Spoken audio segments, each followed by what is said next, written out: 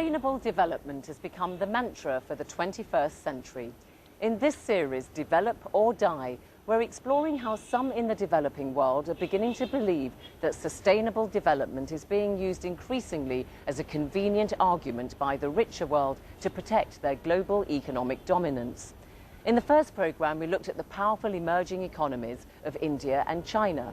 Now we turn to two of the smaller Asian tigers.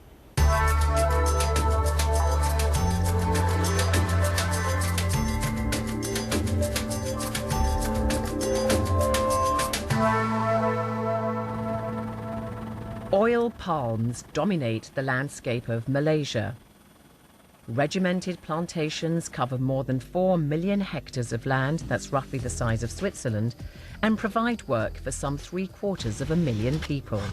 Malaysia and Indonesia are the world's largest producers of palm oil.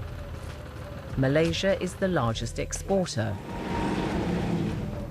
The oil is used in woks and frying pans, in processed food products and cosmetics and detergents.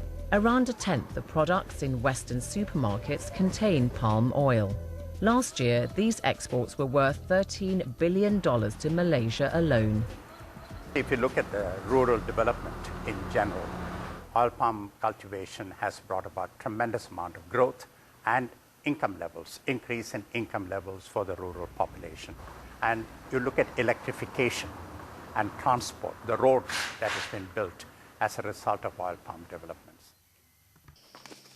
Smallholders in Malaysia still produce nearly 1/3 of the palm oil. A government project helps 110,000 families to do so. The scheme gives poor landless farmers small plots on which to grow palm oil. The crop has helped narrow the gap between urban and rural incomes and slash the numbers of the desperately poor in Malaysia. Now we are able to send our children to school, right through to higher education, for example. Then for us, before we could only afford a motorcycle. Later, we were able to buy a car. And now, finally, we can buy this house. Malaysia has doubled its production of palm oil over the past decade. And although only a small proportion of Malaysia's palm oil is currently used as biofuel, this is still a very emotive issue. The enormous growth of recent years has been very much a consequence of our decision in Europe and North America to go for a much larger proportion of biofuel in the petrol ration. So our policy has been driving change in patterns of land use and deforestation, on the other side of the world. I think we have a responsibility there to recognise that decisions we take have these impacts far, far away. The surge in palm oil production is already a major concern to Western environmental groups. They've targeted the palm oil industry in Malaysia and Indonesia with aggressive and emotive publicity campaigns, accusing the industry of destroying rainforests and threatening endangered species. You'll find, for example, that Indonesia, which is the world's leading palm oil supplier, is the third largest greenhouse gas polluter on the planet after the United States and China. And nearly all of that is because of what's happening in the rainforest and in the peatlands. Malaysia says in its defence that most palm oil is grown on land previously used for other crops such as rubber. And the major players in the industry resent the sweeping nature of environmental campaigns. It's a great shame if the entire industry is painted with the same brush, and that is the thing which we often feel has been the case in some of these campaigns against palm oil, and that's most regrettable. Now, if it's all about bashing and bashing and bashing without spending time and listening to reasons or spending time really understanding what's happening on the ground, it'll never end. And it's not going to help anybody because it's going to basically result in a lot of miscommunication. It's going to result in a lot of resentment, and at the end of the day, nobody's going to win.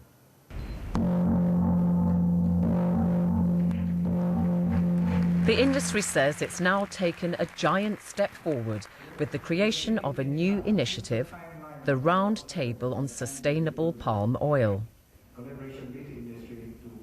It brings together producers, manufacturers, retailers and environmental groups to come up with a definition for sustainable palm oil.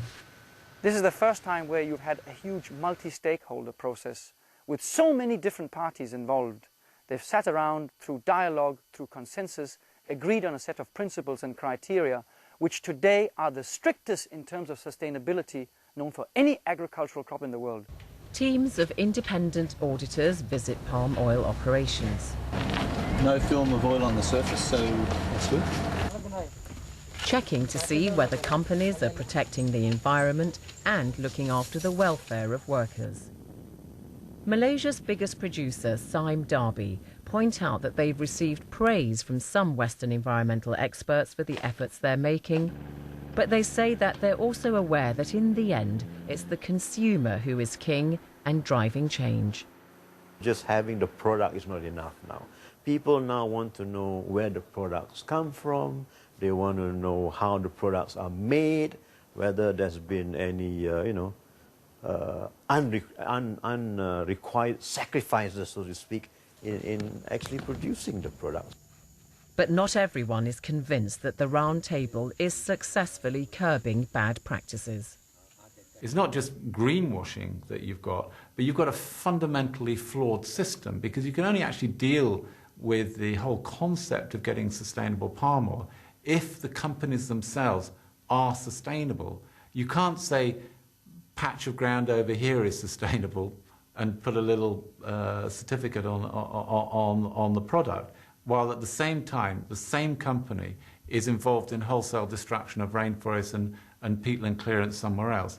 That just doesn't make sense. So our demands on the RSPO, the Round Table on Sustainable Palm Oil, are basically, clean up your act.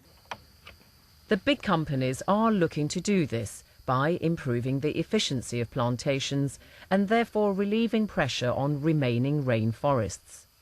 However, Western demand for palm oil is likely to continue to grow.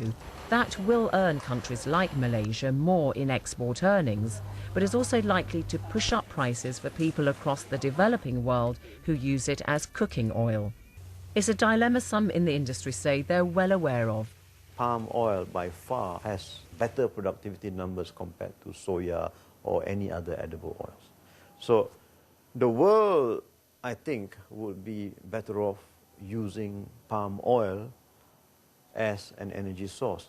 However, having said all that, we are also very concerned about this food and energy debate that's going on. And we like to make sure that whatever we do now and in the future is a responsible action. Yet the future is just as likely to be determined by global economics, dictated a long way from Malaysia. Europe has pursued a biofuels target with little regard to the impacts environmentally and socially of what large-scale plantation biofuels does in the communities where biofuels plantations are sited. We Westerners cannot deprive the people in the developing nations from also wanting to improve their livelihood. It's a balance, and this is something which we have to accept, we have to appreciate. Okay, great. There has to be that balance. There has to be that balance in terms of development and protection or conservation. The fact is, palm oil is representative of something bigger. The environment versus economic development.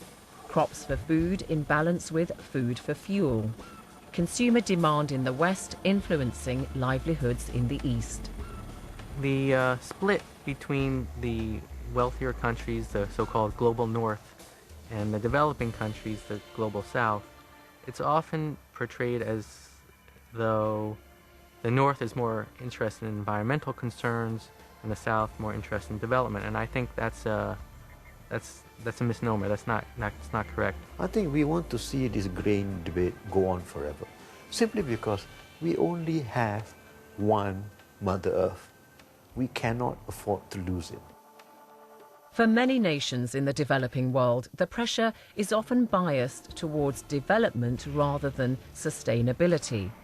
And now that their economies are more likely to fuel global growth in the next few years, they are more than ever questioning why they should be punished by Western-imposed standards. After the break, we travel to Vietnam and look at tourism, what's claimed to be the biggest industry in the world, and ask whether it can ever be truly sustainable.